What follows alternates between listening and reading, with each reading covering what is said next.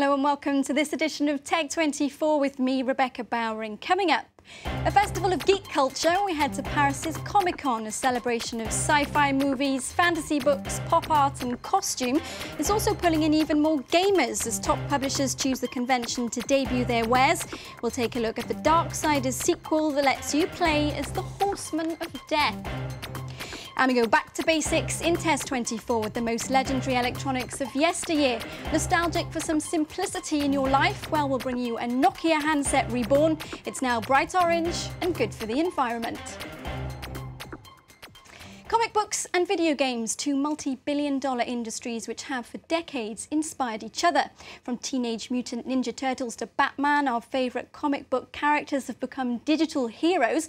That's why Comic-Con is an increasingly important platform for video games developers. It started as a humble comic book convention in San Diego over 40 years ago and is now going strong here in Paris. Last week's four-day event drew over 100,000 self-confessed fantasy nerds, many of them indulging in some serious cosplay or fan costuming. It's an occasion for geeks to really be themselves, or more precisely, somebody else. Stormtroopers, The Legend of Zelda's Link, aliens and gingerbread men. The stars of sci-fi and fantasy fiction come temporarily to life. Some are here to hunt down that special issue comic or limited edition plaything.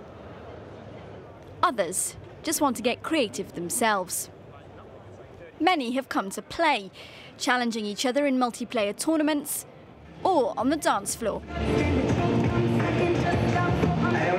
Comic-Con is a true geek fest, and unashamedly so. Do you feel at home here, Mark? The mothership has landed. This is home for me. A chance for grown-ups and kids, but everybody, all ages, to dress up in the greatest costumes, in fantastic costumes, and just have a good time and release their inner geek, and I'm happy about that. I have a question, though. If this is a convention which is all about comic books, why is there so much floor space dedicated to video games? Well, Bex, as you know, video games have really emerged from the shadows. It's become mainstream. Now that it's generating more money than film, you can see why they've dedicated so much space here, and not everybody got a chance to go to the E3 in LA, so this is our chance to see what the latest video games are in what is a huge, huge video game market in France.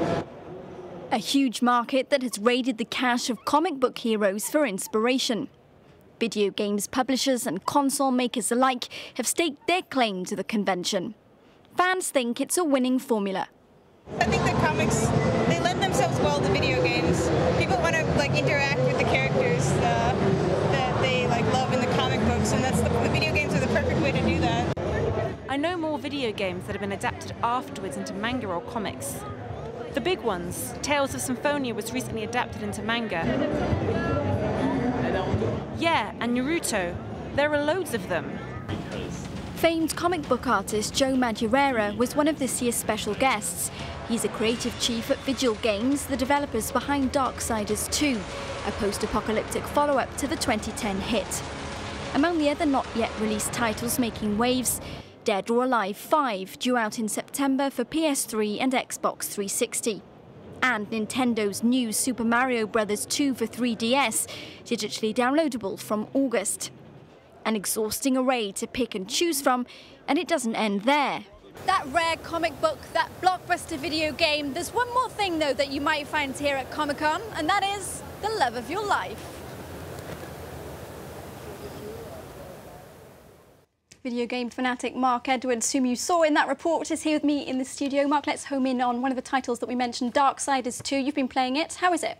Yeah, well, I had a chance to have a look at this this fantastic game. Actually, it's really in advance. It doesn't come out until the 21st of August, and I had a chance to have a quick peek and a preview and a little play. Now, it picks up not where the first one finishes, but actually runs in parallel with the first Darksiders, where in the first game we were playing one of the four horsemen of the apocalypse. We were playing War, and in this one you incarnate his brother Death. Now, his brother Death comes back. It's a lighter character. The first one was more of a fighter. In the second game, you're more of an assassin, if you will. And it's an extremely large game, and it's created by Joe Madureira. I don't know, you might have heard of him. He's a huge comic book writer and gamer, and he has created an entirely brand new world where you're able to see I mean, it's really inclusive, huge title that I think is going to make a big deal when it comes out on the 21st of August.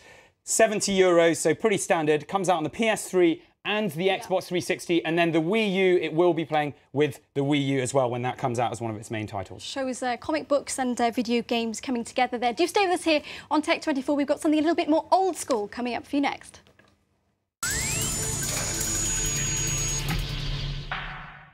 Now, are you one of those people who yearns for the simple life? Is your smartphone too newfangled, too many apps and features when all that you want is to phone and text? Then this week's gadget may just solve your problem. It's a Nokia 6210 that's had, well, a bit of a facelift, Mark. Yeah, I mean, how old school is that? Retails at €80, but obviously it's very good for the environment. If you I mean, essentially, most phones these days you only use for about a year and a half. And if you remember, I don't know, did you ever have a Nokia yourself? I did once upon a time, my first ever phone. And how long did it last you?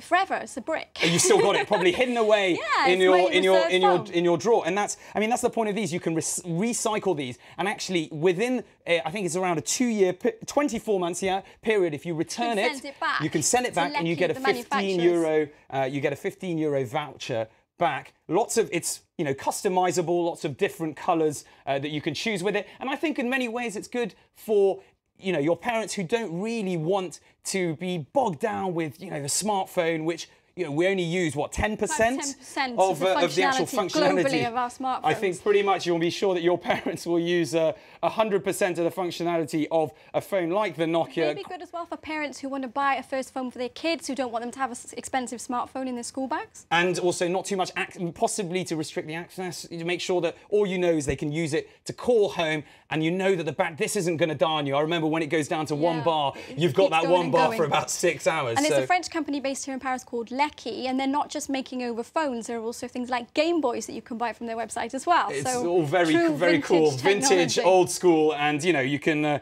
use one of these.